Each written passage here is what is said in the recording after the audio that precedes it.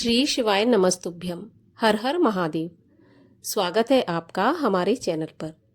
आज के इस वीडियो में आप सुनेंगे सोमवार व्रत की कथा। पर सोमवार व्रत की कथा सुनने से पहले आज हम मत्स्य पुराण से एक ऐसी शिव कृपा की कथा लेकर आए हैं जिसको आज के वीडियो में हम सुनाएंगे।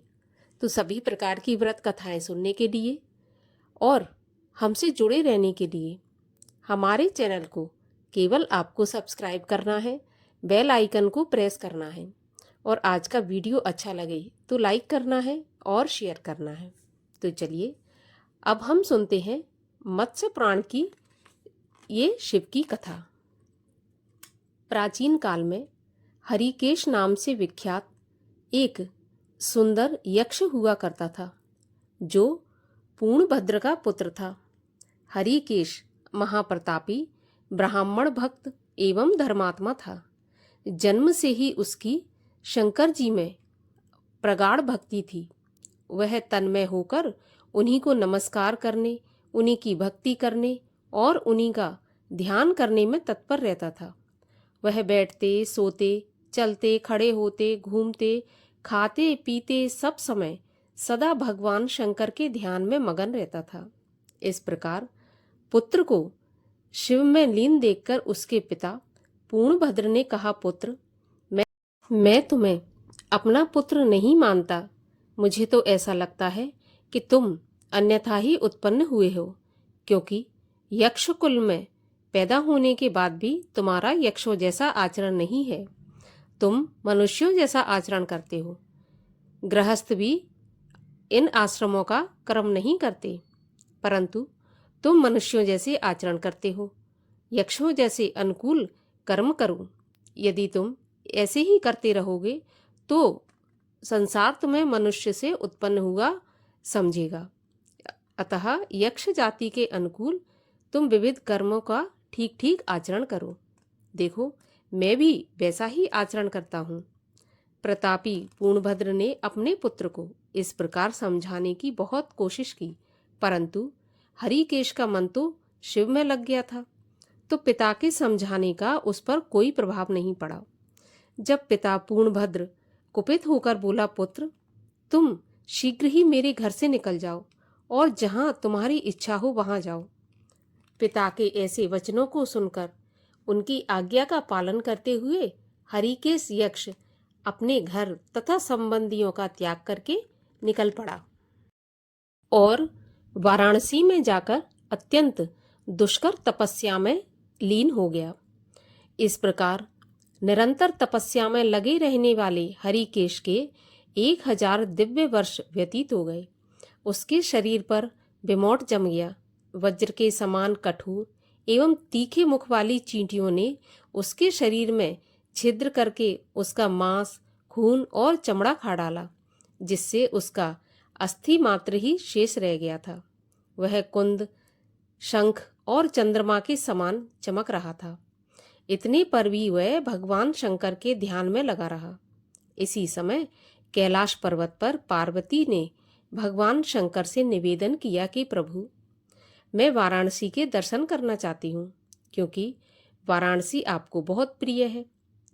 इस प्रकार देवी के द्वारा निवेदन किए जाने पर भगवान शंकर पार्वती के साथ वहां से चल पड़े और बनारस का उन्हें दर्शन कराते हुए उसकी महिमा का वर्णन करने लगे। उसके बाद भगवान शिव और पार्वती चलते चलते उस स्थान पर जा पहुंचे जहां हरिकेश यक्ष घोर तपस्या में लगा था। तब महादेव जी ने गिरिराज कुमारी पार्वती से भक्तराज यक्ष को कृपा पूर्वक वरदान प्रदान करने के लिए इस प्रकार कहा कि भामिनी, यह मेरा भक्त है। तपस्या से इसके पाप नष्ट हो चुके हैं, अतः यह हम लोगों से वरदान प्राप्त करने का अधिकारी हो गया है। उसके बाद भगवान शंकर के ऐसा कहने पर पार्वती देवी उसकी तरफ देखने लगी, जिसका शरीर सफेद रंग का हो गया था, चमड़ा गल गया था और मात्र अस्थि पंजर नसों में बंधा हुआ था।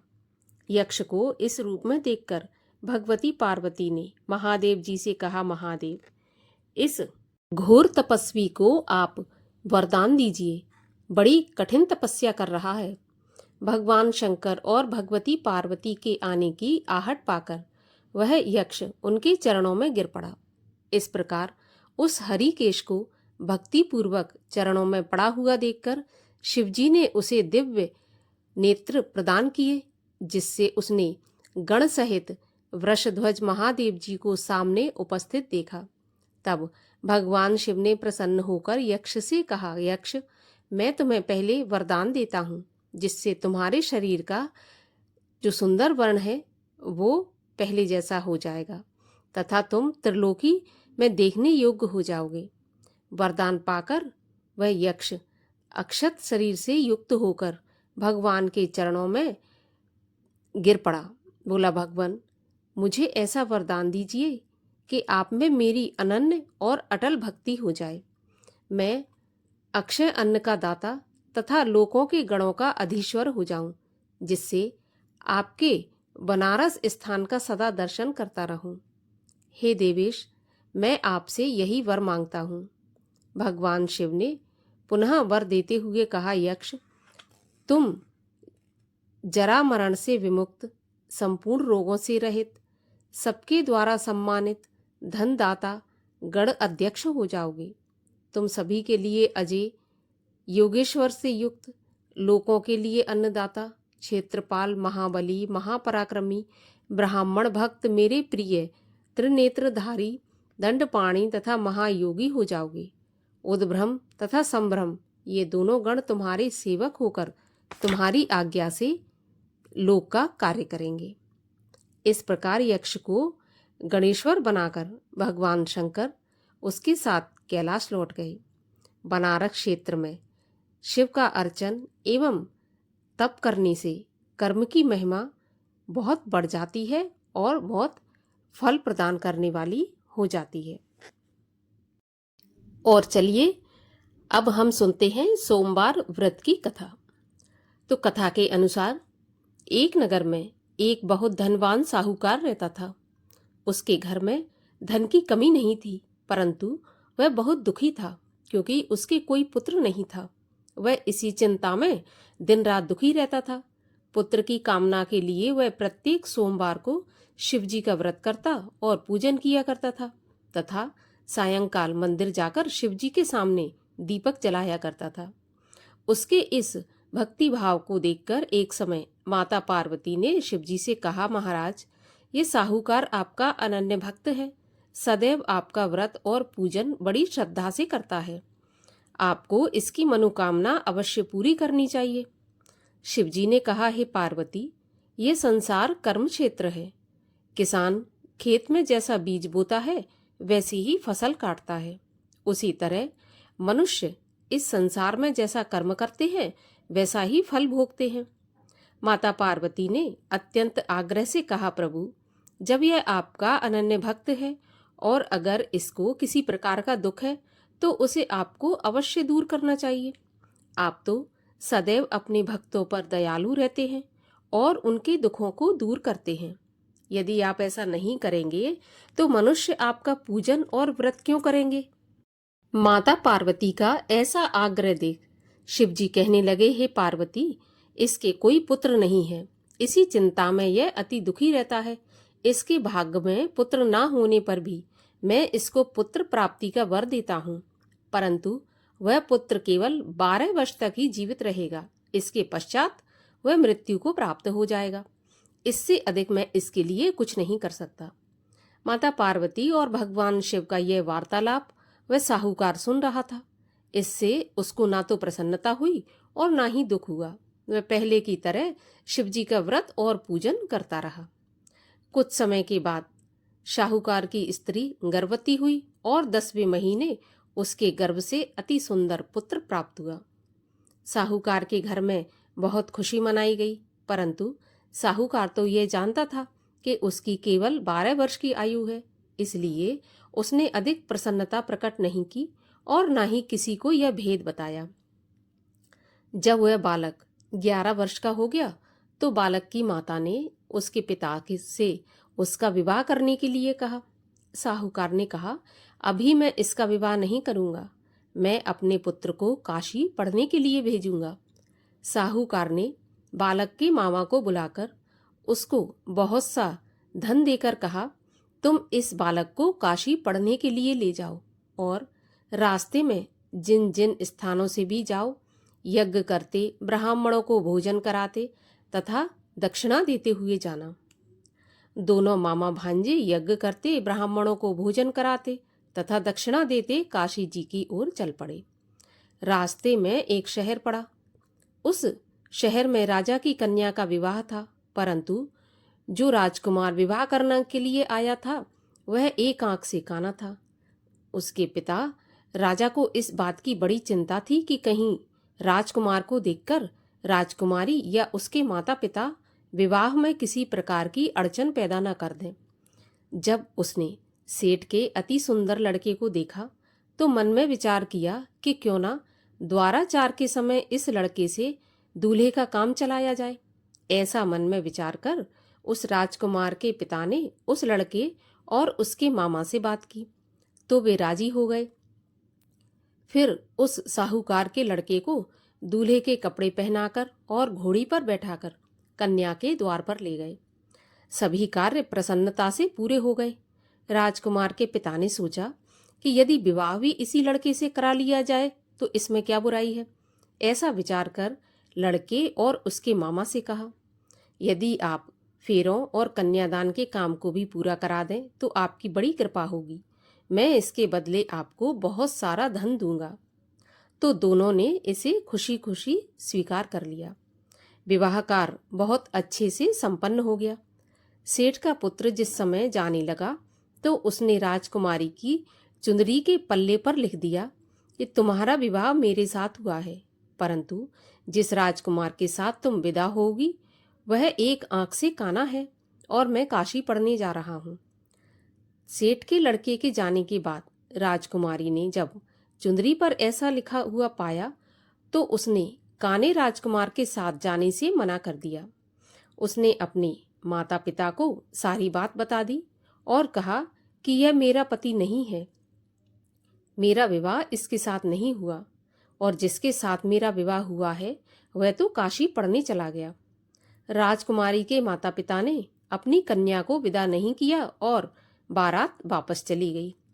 उधर सेठ का लड़का और उसका मामा काशी पहुंच गए। वहां जाकर उन्होंने यज्ञ करना और लड़के ने पढ़ना शुरू कर दिया। जब लड़के की आयु 12 साल हो गई तब उस दिन उन्होंने यज्ञ रच रखा था। लड़के ने अपने मामा से कहा, मामा जी आज मेरी तबीयत कुछ ठीक नहीं है। तब मामा ने कहा, अंदर जाकर सो जाओ। लड़का अंदर जाकर सो गया और थोड़ी देर में ही उसके प्राण निकल गए।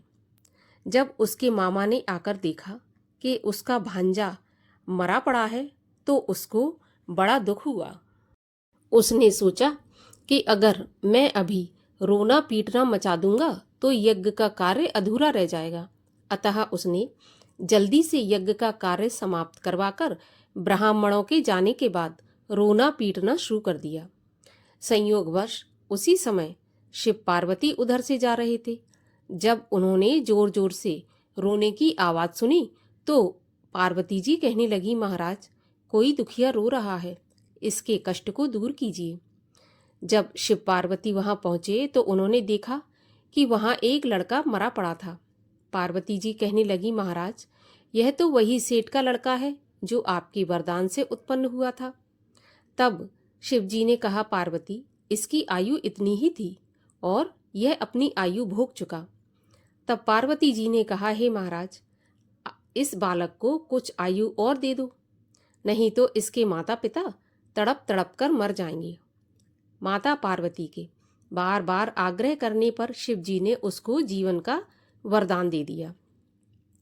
अब शिव जी की कृपा से वह लड़का जीवित हो गया। शिव जी और पार्वती कैलाश पर्वत पर चले गए। शिक्षा पूरी होने पर वह लड़का और उसका मामा उसी प्रकार यज्ञ करते, ब्राह्मणों को भोजन कराते तथा दक्षिणा देते अपने घर की ओर चल पड़े। रास्ते में उसी शहर में आए जहां उस लड़के का वहां की राजकुमारी से विवाह हुआ था। वहां आकर उन्होंने यज्ञ आरंभ कर दिया। उस लड़के के ससुर वहाँ के राजा ने उसको पहचान लिया और महल में ले जाकर उसकी बहुत आवभगत की। फिर बहुत से दास दासियों सहित आदरपूर्वक अपनी राजकुमारी और जवाई राजा को विदा कर दिया। जब वे नगर के निकट आए तो मामा ने कहा कि मैं पहले तुम्हारे घर जाकर तुम्हारे माता पिता को खबर कर देता हूँ। जब उस लड़के का मामा घर पहुंचा तो वो क्या देखता है कि लड़के के माता पिता घर की छत पर बैठे थे। उन्होंने यह सोच के रखा था कि यदि हमारा पुत्र कुशलता से लौट आया तो हम राजी खुशी नीचे आ जाएंगे, नहीं तो छत से कूदकर अपने प्राण दे देंगे। उस लड़के के मामा ने आकर जब ये समाचार सुनाया कि आपका पुत्र आ गया है, तब उनको विश्वास नहीं हुआ। तब मामा ने शपथ पूर्वक कहा कि आपका पुत्र अपनी पत्नी तथा बहुत सारा धन लेकर आया है। तो सेठ प्रसन्नता से भर उठा। सेठ सेठानी आनंद पूर्वक नीचे आए। बाहर आकर उन्होंने अपने पुत्र तथा उसकी पत्नी का भरपूर स्वागत किया। सभी प्रसन्नता के साथ रहने लगे। तो जो कोई सोमवार के व्रत को धारण करता है अथवा इस कथा को पढ़ता है या सुनता है, उसके सारे दुख दूर होकर उसकी समस्त मनोकामनाएं पूर्ण होती हैं तथा इस लोक में नाना प्रकार के सुख भोग कर अंत में सदा शिव के लोक को प्राप्त होता है। बोलिए शिव शंकर महादेव की जय। भगवान शिव की आरती। ओम जय शिव ओमकारा, स्वामी जय शिव ओमकारा, ब्रह्मा विष्णु सदा शिव अर्धांगी धारा। ओम जय शिव ओमकारा, एकानन चतुरानन पंचानन राजे, हंसासन गरुड़ासन वृषवाहन साजे। ओम जय शिव ओमकारा, दो भुज चार चतुर्भुज, 10 भुज ते सोहे, तीनों रूप निरखता त्रिभुवन जन मोहे। ओम जय शिव ओमकारा, अक्षमाला वनमाला मुंडमाला धारी, चंदन मृग मद सोहे, भोले शुभकारी। ओम जय शिव ओमकारा, श्वेतांबर पीतांबर बाघांबर अंगे, सनकादिक ब्रह्मादिक भूतादिक संगे। ओम जय शिव ओमकारा, कर के मध्य कमंडल चक्र त्रिशूल धारी, सुखकारी दुखहारी जग पालनकारी। जय शिव ओमकारा, ब्रह्मा विष्णु सदा शिव जानत अविवेका, प्रणवाक्षर के मध्य ये तीनों एका। ओम जय शिव ओमकारा, त्रिगुण स्वामी जी की आरती जो कोई जन गावे, कहत शिवानंद स्वामी मन वांछित फल पावे। ओम जय शिव ओमकारा, बोलिए शंकर भगवान की जय।